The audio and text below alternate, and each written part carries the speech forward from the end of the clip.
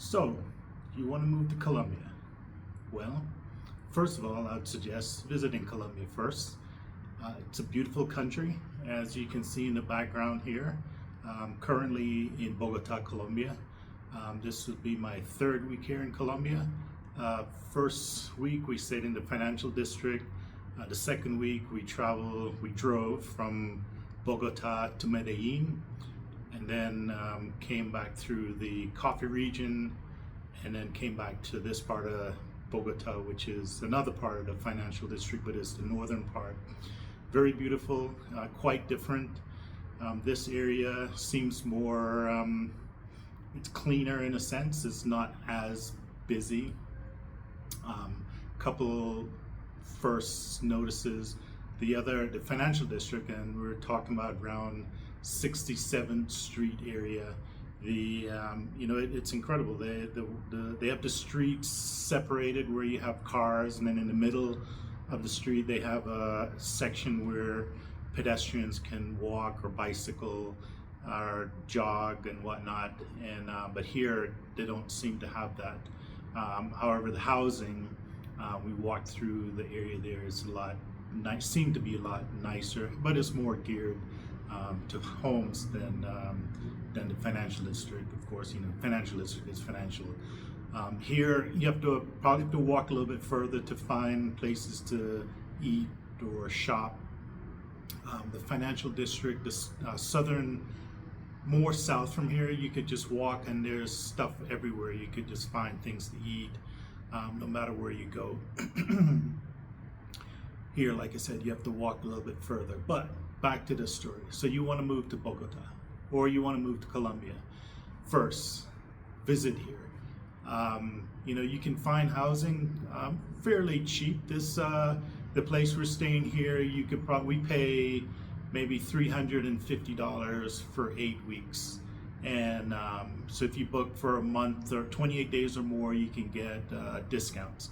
And it's a 17-floor condo high-rise where people buy the flats, or you could rent them out. It was an Airbnb that we had here, and it's a nice view. They have a pool, they have a lap pool, they have a sauna, they have a workspace here, which is where I am at now, recording this video.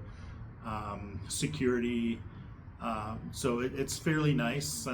Uber, you can catch an Uber. Is not on a busy street, so the Uber could just pull up and pick you up, or you could just walk around and get your coffee. There's coffee shops everywhere. However, I might say, even though this is Colombia, the one of the leaders in coffee, my coffee is still the best. I had to, I gave up on getting coffee out. I just decided to buy some coffee and make it myself. So that's just a FYI if you like coffee. So, here again, visit Colombia. It's if you're a city type of person and you like the city life, high rise, that type of thing, walking around, the people are very nice, very cordial. You can just talk to them in the elevator. Hopefully you could speak a little bit of Spanish. That helps a lot. There's a few people that speak English, but it depends on where you go. It's a little bit more sparse. But as you travel out towards more of the country, it becomes less and less. And driving, so driving, it's really crazy here driving. If you're gonna rent a car, definitely get the insurance. Even if your credit card, and a lot of credit cards give you that auto liability, I mean, I would get the additional coverage just in case, because I mean, even if you like drive in the big city, New York or whatnot, it's just the next level of driving here. I mean, I've driven all over the place, Bahamas, Portugal, where they say Portugal was bad, but Portugal was nothing compared to this. Mexico, even Mexico, of course I didn't drive in Mexico City, it was more Baja area. Man, driving is next level. And then when you get out in the country, the mountains, you're going up the mountains, and then you have these big trucks. It's a 2-lane road. You got a big truck, you got to overtake to get ahead of it, or else you'll just be behind it forever. Curvy roads. It's just next level driving here. So a lot of people take the bus, or if you're going to go to Medellin, I would suggest to fly there instead of trying to drive there.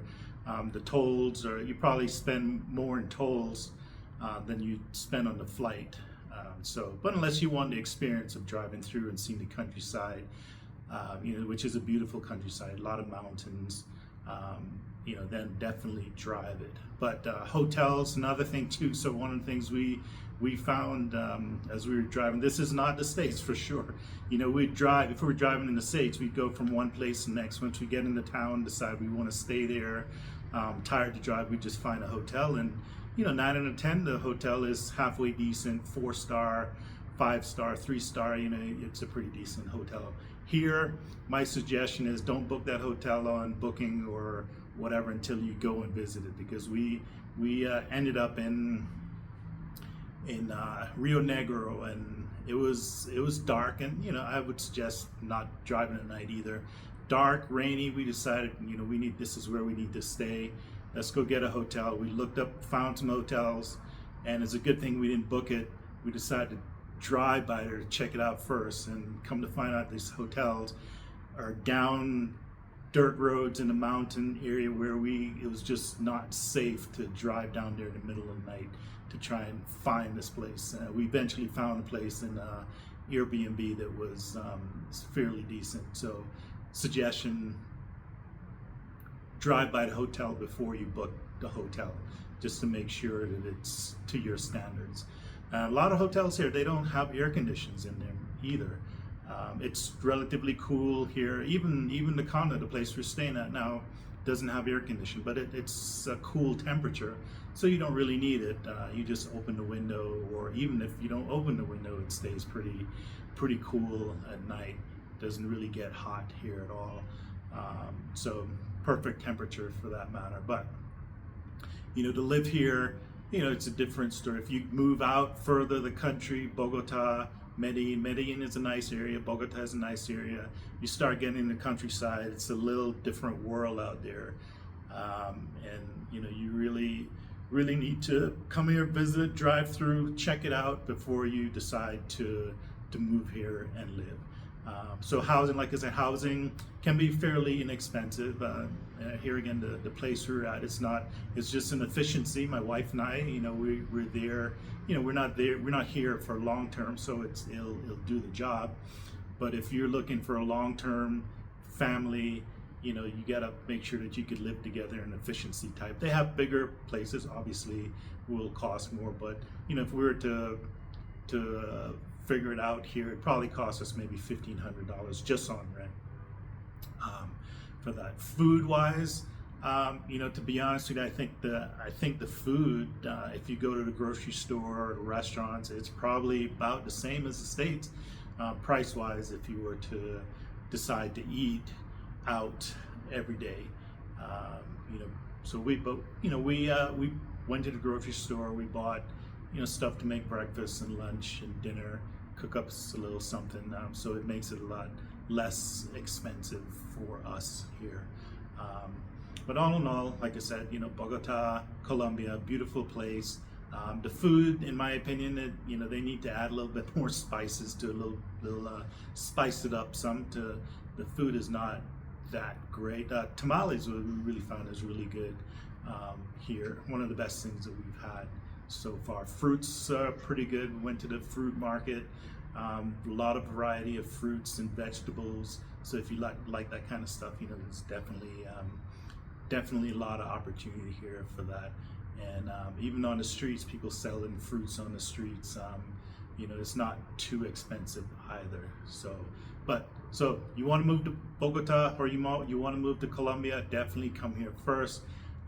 Get you a hotel, spend about 8 days, walk around the town, drive around the town, check it out. A lot of people go to the Medellin area, go over there and see if that's your style.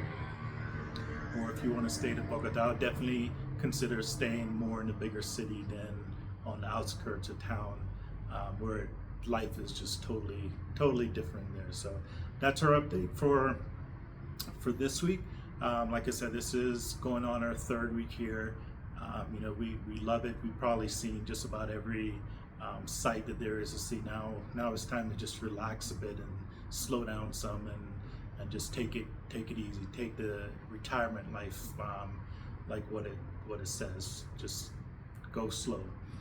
Next stop will be Panama. By the time you see this video, we're probably going to be heading into Panama. We're in Panama for about a week. Copa Airlines, where we came down here, they have a program where if you have a stopover in Panama, you could stay up to 7 days in that city without paying any extra for the airfare. So we took advantage of that and decided to stay a week in Panama and take a look, and then from there we go to Costa Rica, spend a couple of weeks in Costa Rica. So have a great day.